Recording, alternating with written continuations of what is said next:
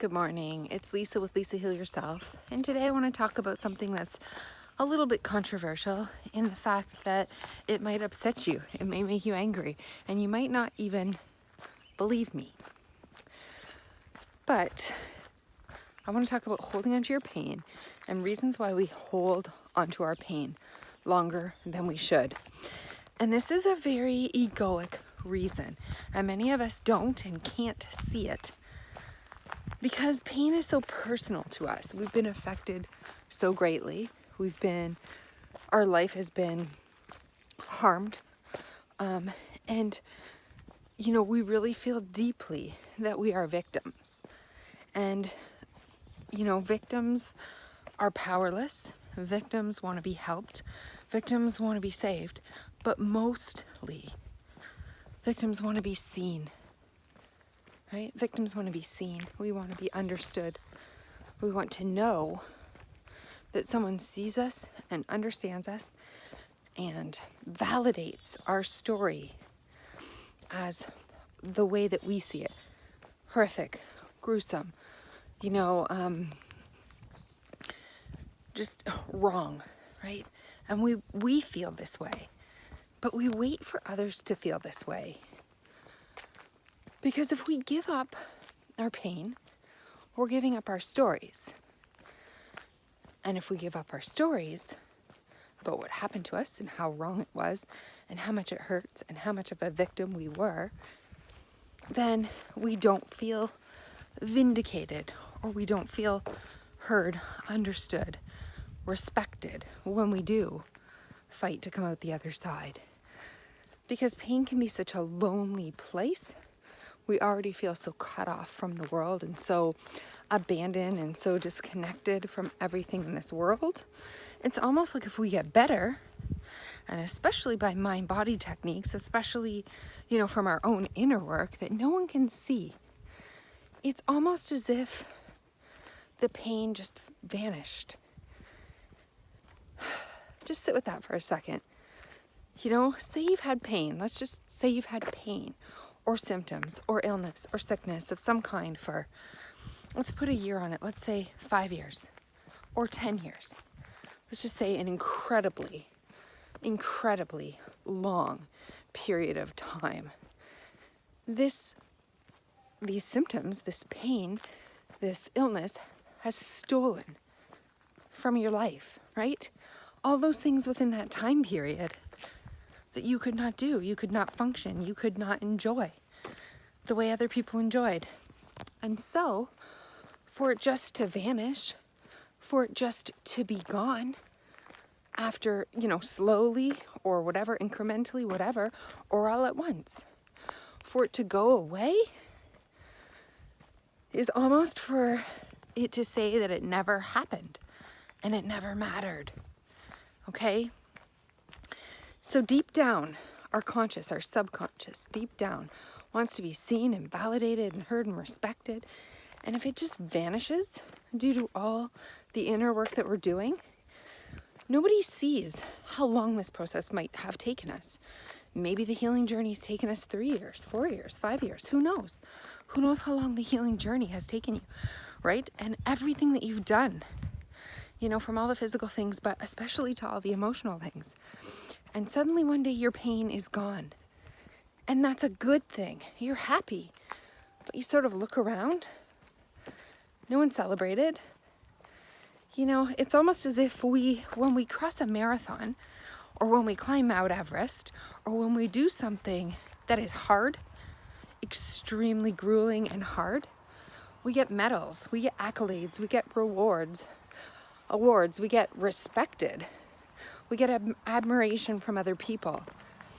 We are suddenly being interviewed and we're asked to tell our story, and people are interested, and we're, shown this great amount of respect, and wow, look what you accomplished, a gold medal winner in the Olympics. They get endorsements, they get money, they get fame, they get book deals, they're being interviewed, right? So this never happens to us, though we may have completed a feat even greater than any of those people who won the gold medal, who climbed Everest, who whatever it was, completed the ultimate marathons. And yet for us, we just look around and it's almost as if we're invalidated. We're never seen. We're never heard. We're never respected. We're never given that praise or people being proud of us, right? I mean, having somebody be proud of you is very primal, right? As little children, we walk around and we do random things as little children. I say to my children all the time, I see them make their bed and I go, I'm so proud of you. Great job, right? For the smallest things. So we are used to performing in a way. We're used to performing for praise, right? Acceptance, love, praise. It makes us feel accepted. It makes us feel loved. When we hear praise, we hear that we're truly validated. And so we don't get praise when our pain goes away. And we feel anger towards that inside on a subconscious level. That makes us furious and angry because we've been through this. We don't get praise for it from our family, our friends, or the world at large. And B, we don't get validated. We don't get asked about it. We don't get to share it, our experiences, or talk about it, or have this great respect or anything. And it makes us feel lonely. It makes us feel like what we've accomplished. Because truly getting over chronic illness is a huge accomplishment, one that you should be so proud of. But nobody else sees it, and you don't get that pride in yourself. You don't feel that self-pride, right? Instead, you still feel things like shame and self-loathing and feelings that shouldn't come with a great achievement. Even if you've gotten rid of your pain 20% by certain things that you've worked very hard at, along the way, we should be getting praise, admiration. But what often happens is we feel like we're being judged. We feel like people are being critical. We feel like people are rolling their eyes at us. We feel like it doesn't matter. We feel lost. We feel unseen.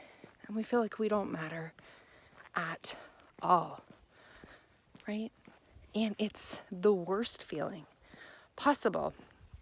So therefore, sometimes we resist healing. And you're probably saying, I would never resist healing. I don't care if anyone praises me. I don't care if I get that respect. I don't care if I get acceptance. I just don't want to feel this pain. I want to get better. But truly deep down, your subconscious wants to be seen. It wants to be understood. It wants to be accepted. It wants to be loved. It wants to be praised. It wants to feel good about what it has accomplished or is accomplishing. And so our subconscious holds on because it says, I don't want it to have been for nothing. I don't want this story to vanish. This was hard on me. No one cared that I went through this. No one cared that I was in the depths, and no one cares when I'm elated. No one cares when I'm fallen at the bottom of the well, and no one cares when I crosses the finish line, and it can make you feel so alone, right? Nobody to share the bad times, the worst times, the darkest moments, and nobody to share the most victorious and happiest and elatest and proudest achievements of your life. So therefore, just that knowing that if you get better, you're in that amazing feeling alone can be enough for your subconscious to hold it. Morning. Good morning. Okay, sorry. So we hold it. We hold on to the very thing we don't want. Because what we're really afraid of is that it won't be better on the other side, right? It won't magically be happy and amazing and fulfilling when we get rid of our pain. It will be even lonelier. It will feel even more devastating to have accomplished a great feat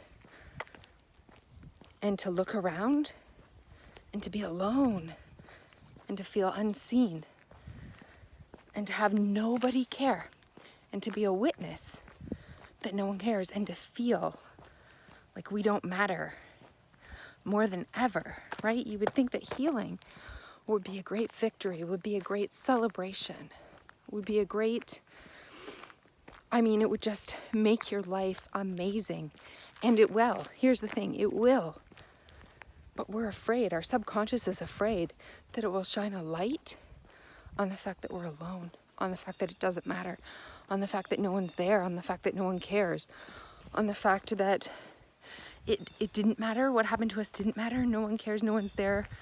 And our story and everything we've been through will be lost. It will just vanish. It will be gone, never to be seen or talked about again. And that feels sometimes too much for us to bear, to let go of this long part of our history, this huge part of our life, to just allow it to go, to allow it to vanish, to allow it to be gone, when it was never acknowledged or seen or heard or celebrated or held. Right? It was never witnessed to the degree that we feel we can let it go, because witnessing is such a huge part of any forward movement in any journey. When you feel witnessed, when you feel heard and seen and understood, then we can let go, we can resolve, right? But until we feel witnessed and seen and heard, we often hold it, just waiting, just hoping, just realizing that if we let it go, it's like it never happened. And it's like it never mattered. And it does matter. Your story matters. And so we hold it as a precious, we hold our illness as a precious child almost, that we don't want to let go. Because we want it to know that it matters, that we care, that it was important, that its story won't be forgotten or lost. Is this making sense? Does this feel strange to hear it from this side, right? We almost hold our illness as a sacred, as a sacred token or a memory or a thing of, it's almost like it's great importance. It has great value, and we're afraid to let it go because it hasn't truly been witnessed or shared with the world in any way. And it shaped us, or it changed us, or it taught us something. It was of value to us in some way, and for us to just let it go without the process that normally happens in trauma, when someone's been raped, or someone's been molested, or someone's been kidnapped, or someone has died, or someone has whatever. A lot of times when people come forward, there's a great outpouring of support and grief. There's a big space for that person to be held and loved and comforted. And this person ends up feeling, you end up feeling in most situations like you've been seen, heard, that space has been held, that witnessing moment has taken place for this incredibly sad part, this loss of your life, this loss of the time, this loss of part of your soul, this loss of part of something that happened to you. It was held and bathed a lot of times by family and friends, and sometimes society at large will gather, will light candles. And this is very healing, right? This is part of the healing process. And when it doesn't happen, we feel like we have to hold it until it does. Feel like it's our job to hold it and to love it, almost to care for this illness, these symptoms, this pain, this suffering, because it matters. It needs it. It needs comfort. It needs witnessing. It needs this healing to take place before it can release, right? Before it can let go. And we unconsciously hold our own illness tightly. We hold on to it tightly. We hold on to the suffering. We hold on to the pain. We continue to talk about it. We continue to obsess about it. We continue to focus on it. We continue to cry about it. We continue to be angry about it. We continue to hold it so tight. And to let go means to say, you don't matter anymore, and you never did, and no one should ever have to see you. It's very shame-filled. It's very, sometimes letting go means not reaching the goal and feeling elated, but feeling shame because it never mattered and no one cares. So we're left healed with a great sense of shame inside, right? We're left healed physically, but emotionally, we're filled with shame, as if we've got to hide this story.